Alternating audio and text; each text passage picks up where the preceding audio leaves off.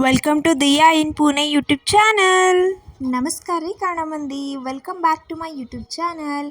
Last ವ್ಲಾಗ್ನಾಗ ನಾವು ಶಿರಡಿ ಮಠ ಅಂತೂ ರೀಚ್ ಆಗಿ ಪಾರ್ಕಿಂಗ್ ಎಲ್ಲ ಮಾಡಿ ದೇವ್ರ ದರ್ಶನಕ್ಕೆ ಹೊಂಟಿದ್ವಿ. ಸೊ ಹೋಗಿ ಬಂದ್ವಿ. ಆ್ಯಕ್ಚುಲಿ ಒಳಗೆ ಮೊಬೈಲ್ ಅಲೋ ಇದ್ದಿದ್ದಿಲ್ಲ. ಸೊ ಹಾಗಾಗಿ ನಾವೆಲ್ಲ ಮೊಬೈಲ್ನ ಕಾರ್ ಒಳಗಡೆನ ಯಾರಿಗೂ ಕಾಣ್ದಂಗೆ ಒಳಗೆ ಪಾರ್ಕ್ನಾಗ ಇಟ್ಟು ಹೋಗಿದ್ವಿ. ಆ್ಯಕ್ಚುಲಿ ಅಲ್ಲಿ ಇಡೋಕ್ಕೂ ಅಲೋ ಇಲ್ಲ.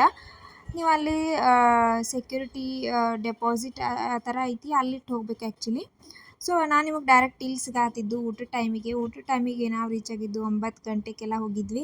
ಯಾಕಂದರೆ ಇದ್ರ ಟೈಮಿಂಗು ಮಾರ್ನಿಂಗ್ 10ರಿಂದ ರಾತ್ರಿ 10 ಗಂಟೆ ಮಟ್ಟ ಚಾಲೂ ಇರ್ತೈತೆ ನೋಡಿರಿ. ಎಷ್ಟೊಂದು ವಿಶಾಲವಾಗೈತಿ ಊಟದ ಹಾಲು. ಟೋಟಲ್ ಆಗಿ ಇಲ್ಲಿ ಒಮ್ಮೆ 5,500 ಜನ ಕೂತ್ಕೊಂಡು ಊಟ ಮಾಡ್ಬೋದು, ಅಷ್ಟು ದೊಡ್ಡ ಹಾಲ್ ಐತಿ. ಇಲ್ಲಿ ನಾರ್ಮಲ್ ಡೇಸ್ನಾಗ ಅರೌಂಡ್ ದಿನಕ್ಕೆ ಒಂದು 40,000ದಿಂದ 50,000 ಜನ ಊಟ ಮಾಡ್ತಾರಂತ ನೋಡ್ರಿ. ಎಷ್ಟು ದೊಡ್ಡ ಪ್ರಸಾದಾಲಯ ಇರ್ಬೋದು ಇಲ್ಲಿ.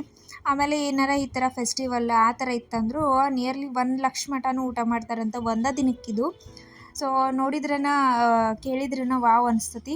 ಸೊ ಊಟದಂತೂ ಆಪರಿ ಏನು ಸಾದಾ ಅಂತ ಸಿಂಪಲ್ ಊಟ ಅಂತ ಏನಿದ್ದಿದ್ದಿಲ್ಲ ರೀ. ಮಸ್ತ್ ಊಟ ಆಯಿತು. ಉಪ್ಪು ಫಸ್ಟಿಗೆ ಬಂತು, ಉಪ್ಪು, ಆಮೇಲೆ ಕಡಲೆ ಕಾಳು ಸಬ್ಜಿ, ದೆನ್ ರೈಸು, ಸಾಂಬಾರು, ಆಮೇಲೆ ಇನ್ನೊಂದು ರಾಜ್ಮಾ ಥರ ಏನೋ ಟೊಮೆಟೊ ಮಿಕ್ಸ್ ಇತ್ತು ಸಬ್ಜಿ, ಆಮೇಲೆ ಚಪಾತಿ, ಆಮೇಲೆ ಇಷ್ಟೇ ಆ್ಯಕ್ಚುಲಿ ನಾವು ಲಾಸ್ಟ್ ಟೈಮ್ ಊಟ ಮಾಡಿದ್ದು. ಈ ಸರಿ ಮತ್ತೊಂದು ಸ್ವೀಟ್ ಎಕ್ಸ್ಟ್ರಾ ಕೊಟ್ಟರು. ಅಂದರೆ ಇದೇನೋ ಕೊಬ್ಬರಿ ಕಡಲೆ ಹಿಟ್ಟಿಂದು ಏನೋ ಸ್ವೀಟ್ ಇತ್ತು.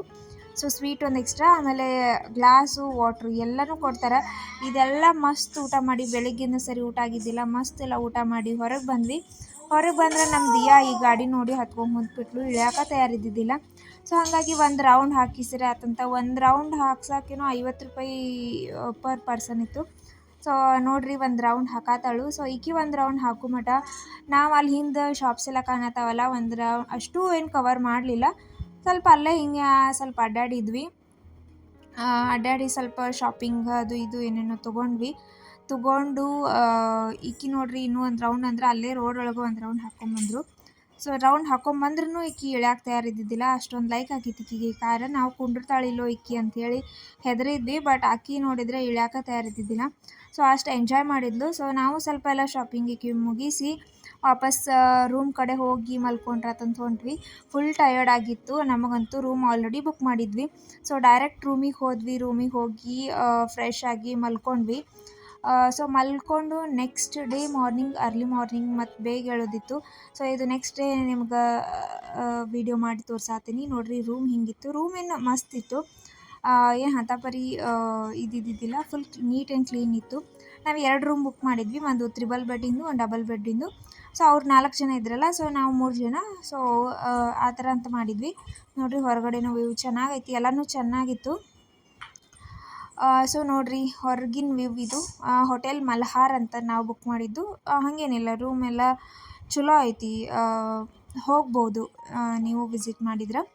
ಸೊ ನಾವು ಒಂದು ಅರ್ಲಿ ಮಾರ್ನಿಂಗ್ ಜಲ್ದಿ ಒಂದು 5-5:30ಗೆಲ್ಲ ಎದ್ದು ರೆಡಿಯಾಗಿ 7 ಗಂಟೆಗೆ ಅಂದ್ರೆಲ್ಲ ಮತ್ತು ಅಲ್ಲಿಂದ ಬಿಟ್ವಿ. ಯಾಕಂದರೆ ನಾವು ನೆಕ್ಸ್ಟು ಇನ್ನೊಂದು ಪ್ಲೇಸಿಗೆ ಹೋಗೋದಿತ್ತು. ಸೊ ಅಲ್ಲಿ ಹೋಗಿ ವಾಪಸ್ ರಿಟರ್ನ್ ಊರಿಗೆ ಬರಬೇಕಂದ್ರೆ ಭಾಳ ಟೈಮ್ ಆಗ್ತಿತ್ತು. ಸೊ ಅರ್ಲಿ ಮಾರ್ನಿಂಗ್ 7 ಗಂಟೆಗೆಲ್ಲ ಬಿಟ್ವಿ ಶಿರಡಿಯಿಂದ. ಬಾಯ್ ಹೇಳಿ ಶಿರಡಿಯಿಂದ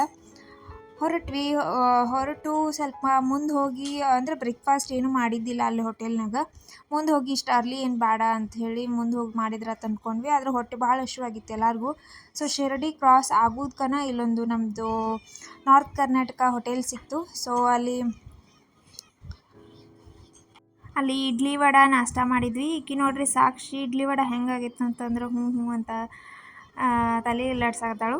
ಸೊ ಅಲ್ಲಿನೂ ನಾಷ್ಟ ಮಾಡಿ ಪಟ ಎಲ್ಲರೂ ಇಡ್ಲಿ ವಡೆನ ತೊಗೊಂಡ್ವಿ. ಯಾಕಂದ್ರೆ ಬಿಸಿದು ಬೆಳಗ್ಗೆ ಎಲ್ಲರಿಗೂ ಭಾಳ ಹೊಟ್ಟೆ ಹಸಿವಾಗಿತ್ತು. ತಿಂದು ಜಾಸ್ತಿ ಟೈಮ್ ವೇಸ್ಟ್ ಮಾಡ್ತಾ ನೆಕ್ಸ್ಟ್ ಪ್ಲೇಸಿಗೆ ಹೊಂಟ್ವಿ. ಸೊ ನೆಕ್ಸ್ಟ್ ಪ್ಲೇಸ್ ನಾವು ಹೊಂಟಿದ್ದು ಸಪ್ತಶೃಂಗಿ. ಸೊ ಆಲ್ಮೋಸ್ಟ್ ಗೊತ್ತಿರ್ಬೋದು ಯಾರ್ಯಾರು ಶಿರಡಿಗೆ ಹೋಗಿರ್ತೀರಿ, ಅಲ್ಲೇ ನಿಯರ್ ಸಪ್ತಶೃಂಗಿ ಹೋಗಿರ್ತೀರಿ ಅಂತ. ಯಾಕಂದ್ರೆ ಅಲ್ಲಿಂದ ಅದು 130 ಕಿಲೋಮೀಟ್ರ್ ಅರೌಂಡ್ ಅಷ್ಟೈತಿ. ಅಂದರೆ ಒಂದು 3.5 ತಾಸು ಬೇಕಾಗ್ತತಿ ಅಲ್ಲಿಂದ ಶಿರಡಿಯಿಂದ ಸಪ್ತಶೃಂಗಿ ರೀಚ್ ಆಗಕ್ಕೆ. ಸೊ ಜಾಸ್ತಿ ಟೈಮ್ ವೇಸ್ಟ್ ಮಾಡ್ದೆ ಹೊಂಟ್ವಿ.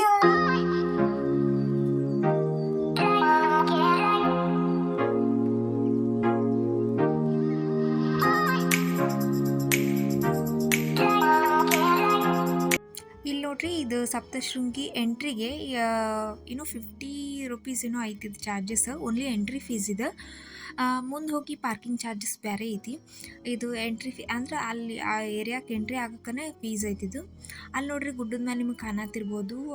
ನೀವು ಎಲೆಕ್ಟ್ರಿಕ್ ಬಸ್ ಅಂತೀರೋ ಎಲೆಕ್ಟ್ರಿಕ್ ಟ್ರೈನ್ ಅಂತೀರೋ ಆ ಥರ ಅದಾವಲ್ಲಿ ಮ್ಯಾಲೆ ಹೋಗಕ್ಕೆ. ಅಷ್ಟು ಗುಡ್ಡದ ಮೇಲೆ ಏರಬೇಕು. ನಮಗೆ ಬೇಡಪ್ಪ ನಾವು ನಡ್ಕೊಂಡು ಹೋಗ್ತೀವಿ ಅಂತಂದ್ರೆ ಸ್ಟೆಪ್ಸ್ನು ಅದಾವು, ನೀವು ಸ್ಟೆಪ್ಸ್ ಹತ್ತಿನೂ ಹೋಗ್ಬೋದು.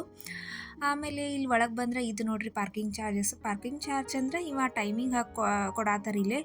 ಯಾಕಂದ್ರೆ ಇದು ಬೇಸ್ಡ್ ಆನ್ ಅವರ್ಸ್ ಮೇಲೆ ಐತಿ. ಅಂದ್ರೆ ಒಂದು ತಾಸಿಗೆ ಇಷ್ಟು ಅಂತ ಚಾರ್ಜಸ್ ಐತಿ.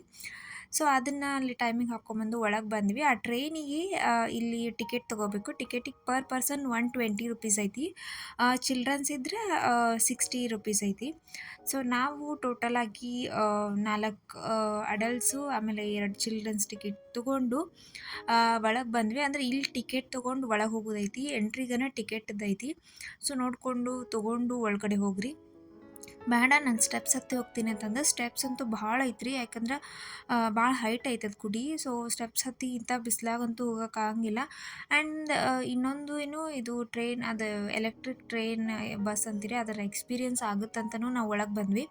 ಸೊ ಇಲ್ಲಿ ನೋಡ್ರಿ ಒಳಗೆ ಒಂಥರ ಮಾಲ್ ಗತಿನ ಮಾಡ್ಯಾರ. ಇದು ಆ್ಯಕ್ಚುಲಿ ಅಲ್ಲಿ ಟ್ರೈನಿಗೆ ಹತ್ತಕ್ಕೆ ಹೋಗೋ ಬಸ್ ಸ್ಟಾಪಿಗೆ ಇಲ್ಲಿ ಒಳಗೆ ಎಂಟ್ರಿ ಇದೆಲ್ಲ. ಅಂದ್ರೆ ಭಾಳ ಕ್ಯೂ ಇತ್ತು, ಅಂದ್ರೆ ವೇಟಿಂಗ್ ರೂಮು ಇದನ್ನೆಲ್ಲ ಮಾಡ್ಯಾರ ಇಲ್ಲಿ.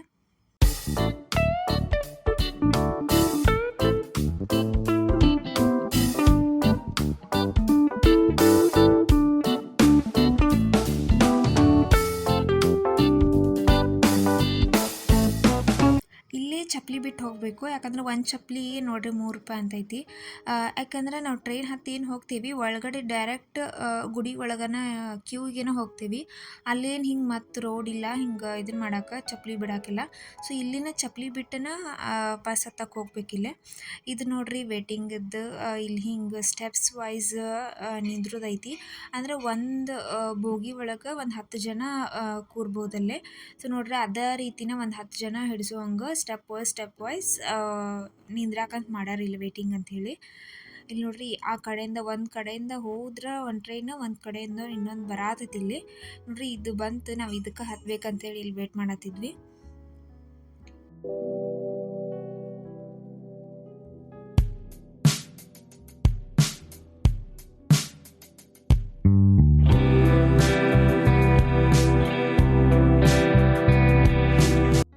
ಇದು ನೋಡ್ರಿ ಅಂದರೆ ಲೈಕ್ ಮೆಟ್ರೋ ಟ್ರೈನ್ ಹೆಂಗೆ ಇರ್ತಾವಲ್ಲ ಹಂಗೆ ಸೇಮ್ ಐತ್ರಿ. ಅಂದರೆ ಈ 2 ಸೈಡ್ ಡೋರ್ ಓಪನ್ ಆಗುತ್ತೆ. ಆ ಕಡೆ ಎಕ್ಸಿಟ್ ಆದವ್ರಿಗೆ, ಈ ಕಡೆ ಎಂಟ್ರಿ ಆಗೋರಿಗೆ. ಅಂದರೆ ರಶ್ ಆಗಬಾರ್ದಂತ ಎಲ್ಲನೂ ನೀಟಾಗಿ ಅರೇಂಜ್ ಮಾಡ್ಯಾರ ಇಲ್ಲಿ.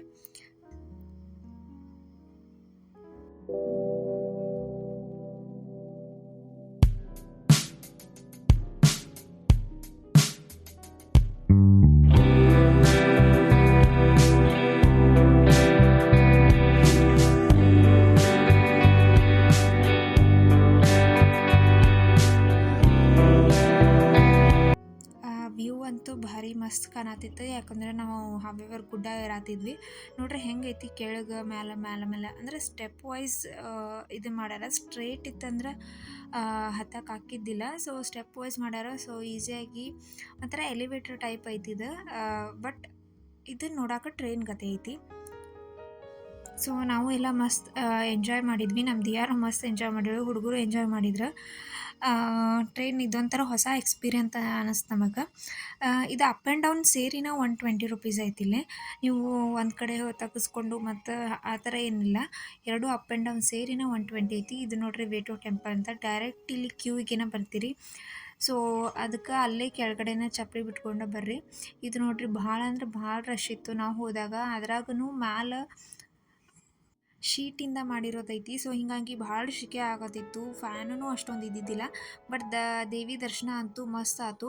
ದರ್ಶನ ಎಲ್ಲ ಮುಗಿಸ್ಕೊಂಡು ಸ್ವಲ್ಪ ಅಲ್ಲೇ ಪ್ರಸಾದ, ಲಡ್ಡು ಪ್ರಸಾದ ಸಿಗ್ತೈತೆ ನಿಮಗೆ. ಅದು 10 ರೂಪಾಯಿಗೊಂದು ಲಡ್ಡು ಏನೋ ಐತಿ. ಸೊ ಅದನ್ನೆಲ್ಲ ತಿಂದು ವಾಪಸ್ ಬಂದ್ವಿ. ಸೊ ಅದೇ ಟ್ರೈನಿಗೆ ವಾಪಸ್ ಕರ್ಕೊಂಬಂದುಬಿಡ್ತಾರೆ. ಅಂದರೆ ಅವರೇ ಕರ್ಕೊಂಬಿಡ್ತಾರೆ. ಸೇಮ್ ಅಲ್ಲಿ ಹೋಗಿ ಹೆಂಗೆ ವೇಟ್ ಮಾಡತ್ತಿದ್ವಿ ಹಂಗನೇ ಇಲ್ಲಿನೂ ಬಂದು ವೇಟ್ ಮಾಡೋದು. ಸೊ ಕೆಳಗಡೆ ಬಂದ್ವಿ. ಕೆಳಗಡೆ ಬಂದು ಈಗ ಒಂದೆರಡು ರೌಂಡ್ ಅಡ್ಡಾಡತ್ವಿ. ಹೊಟ್ಟೆ ಅಂತೂ ಭಾಳ ಹಸಿವಾಗಿತ್ತು. ಸೊ ಅಲ್ಲೇ ಸ್ವಲ್ಪ ಲೈಟಾಗಿ ಊಟ ಮಾಡಿದ್ವಿ. ಊಟ ಮಾಡಿ ಹೊರಗೆ ಬಂದ್ವಿ. ಸೊ ಹೊರಗೆ ಬಂದು ಪಾರ್ಕಿಂಗ್ ಇದ್ರ ಹತ್ರ ಕಾರಂತೂ ಫುಲ್ ಹೆವಿ ಬಿಸಿ ಆಗಿತ್ತು. ಮಧ್ಯಾಹ್ನ ಬಿಸಿಲು ಒಂದಿತ್ತು. ಸೊ ಕೂರಕ್ಕಾಗತ್ತಿದ್ದಿಲ್ಲ, ಅಷ್ಟೊಂದು ಬಿಸಿಲಿತ್ತು. ಆಮೇಲೆ ಇಲ್ಲಿ ಪಾರ್ಕಿಂಗ್ ಚಾರ್ಜಸ್ ಇದ್ರ ಬಗ್ಗೆ ಹೇಳ್ಬೇಕಂತಂದ್ರೆ 1 ಅವರಿಗೆ 50 ರುಪೀಸ್ ಐತಿ. ಆಮೇಲೆ 2 ಅವರ್ಸಿಗೆ 100, ಆಮೇಲೆ 3 to 4 ಅವರ್ಸಿಗೆ 150. ಸೊ ನಮ್ದು ಆಲ್ಮೋಸ್ಟ್ 3 to 4 ಅವರ್ಸ್ ಆಗಿತ್ತು. ಸೊ 150 ಪೇ ಮಾಡಿ ಸೊ ಅಲ್ಲಿಂದ ರಿಟರ್ನ್ ಹೊರಟ್ವಿ.